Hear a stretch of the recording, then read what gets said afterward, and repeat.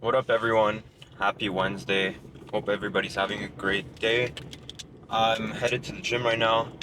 Um, yeah, I know I've been lacking posting on the channel. I actually recorded a video last week on Monday with general update on everything, but the video just came out like I don't know, super messed up. It was zoomed in and the audio was bad. I don't know what the hell was wrong with my camera, but anyways, it's fixed now. Um, I have a lot of updates actually. I know I haven't talked to you guys in a while. I was actually in Lebanon for I was in Lebanon for about 3 weeks. I went to Turkey. I went to Sweden. It was a fun time. Turkey was amazing. I did some parasailing.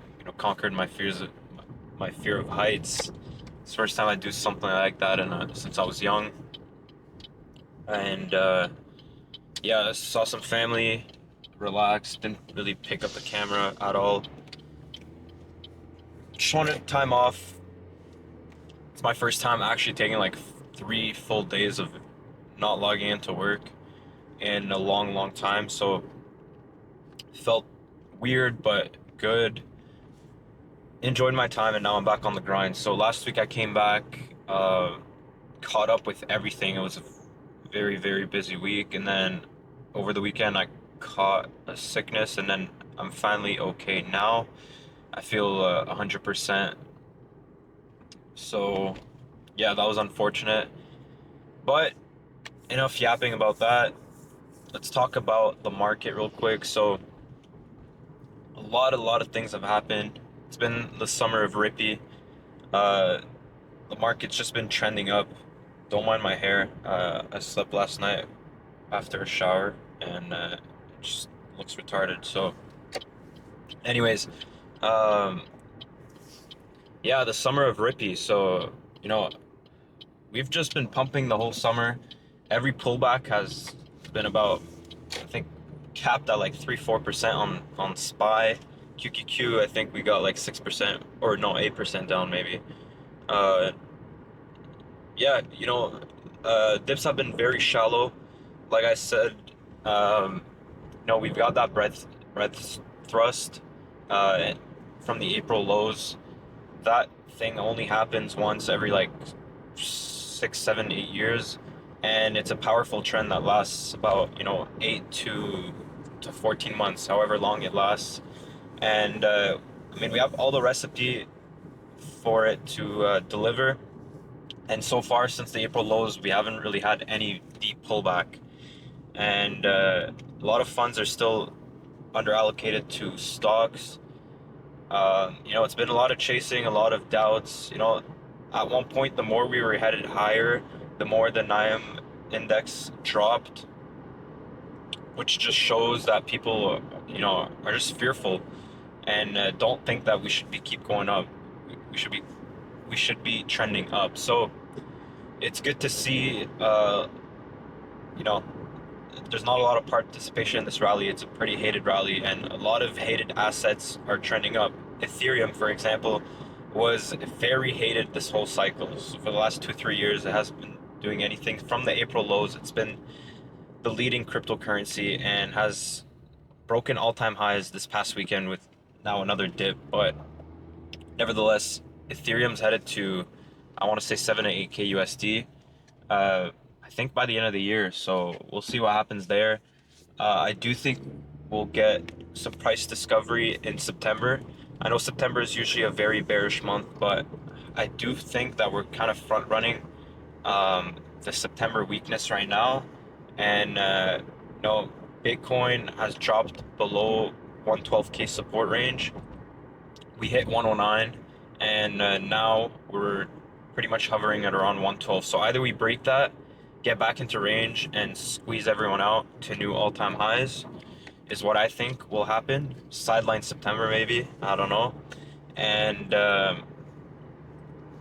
yeah, the key metric here, we could reject and head towards 100K, but I don't think that will happen.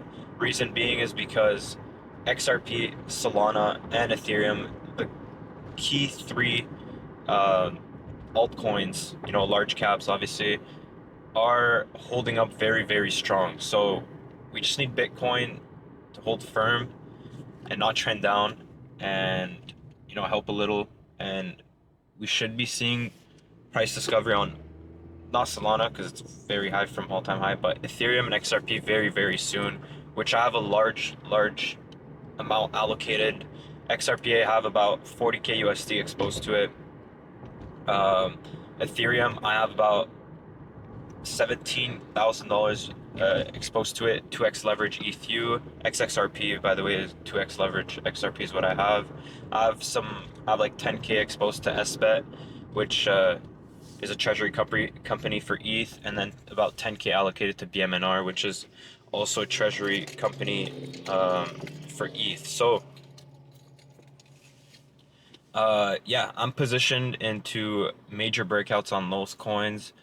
Another hated stock is Tesla right now. Tesla, I added about 50k Canadian at around $300 to $305. Major support there. The whole Trump and Elon beef did not tank the stock that much. It kept holding key support. Wouldn't break under 300 or stay under it for too long, despite bad earnings, bad headlines, lawsuits, reports about FSD being a flop, all that stuff. And so to me, obviously the market was strong, but to me, seeing that led me to believe that Tesla should have a rally very soon. And yeah, so far I'm up about 70% on my position. It's basically my biggest position in the portfolio as of now, and yeah, it's been a huge winner. I plan to hold till at least 370 to 380, and then I'll start trimming then. I do believe Tesla will be at around 500 by the end of the year, but since I'm in call options, 620 calls, expiring June 2026, it's far out of the money. I do not want to be, playing very risky with that, especially with the amount of money I have allocated.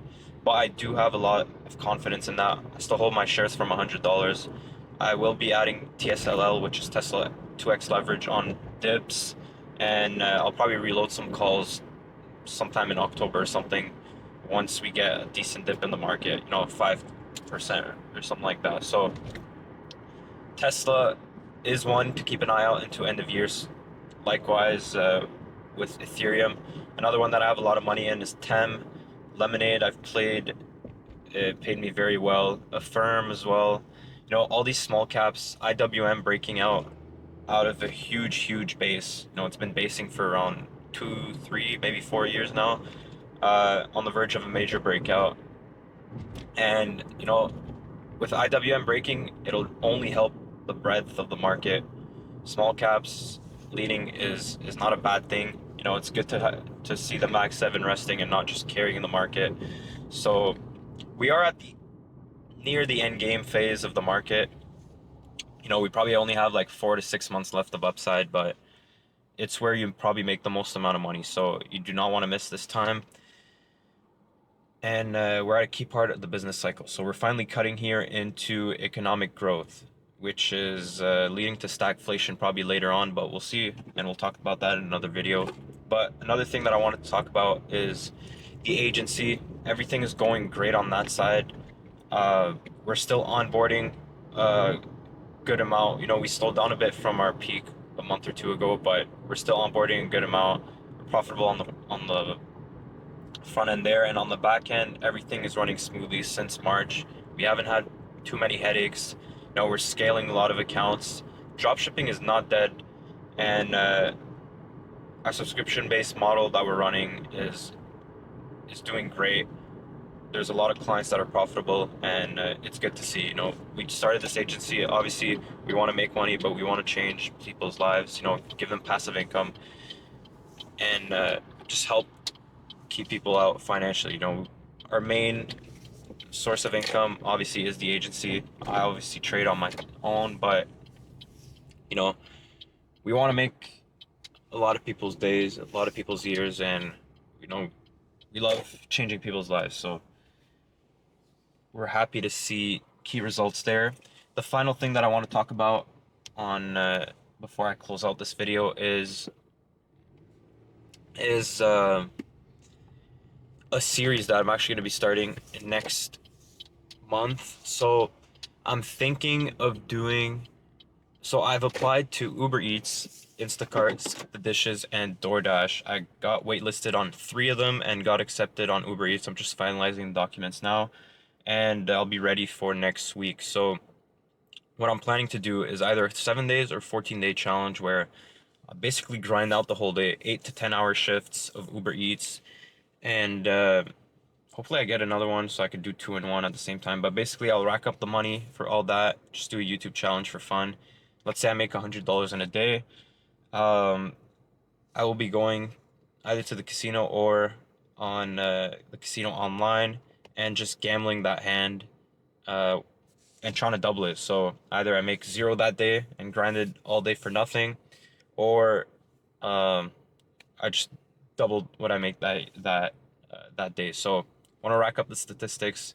We'll do some roulette. We'll do some blackjack. We'll do maybe some baccarat, and yeah, just do a little fun challenge. I have a bigger challenge planned out for mid-October to beginning November, where I'll do a 30-day challenge, basically starting from $0 all the way to whatever I can rack up. The goal is 10K in a month, but obviously that may not be achievable. Whatever I could do, I will try. So just trying to do side hustles, and that'll be a bigger series on my channel. But anyways, um, yeah, I hope you guys would like to see that. Leave a comment in the section. Leave a comment below if you want to see that series on my channel. Obviously, it's for entertainment purposes only, and you know, I'll be suffering for about 7 days, potentially making $0. So if you want to join a Discord with like-minded individuals, entrepreneurs, traders, link is in the description below. It's completely free and is very active. If you enjoyed the video, please leave a like. Please subscribe to the channel. It does help out a lot. I also want to thank you guys on hitting 5K subscribers. You know, it's pretty amazing the growth of this channel. You know, I haven't been posting much for the last month, but I do open my YouTube app basically every day and you know, see the growth of the channel. It does put a smile on my face, so I really appreciate that from everyone. I want to say thank you from the bottom of my heart, and I'll be delivering some nice content, some good docu-series on trading, and I'm working on a lot of things behind the scenes. I'm back from vacation, and I'm all out at YouTube now, so catch you guys then. Peace.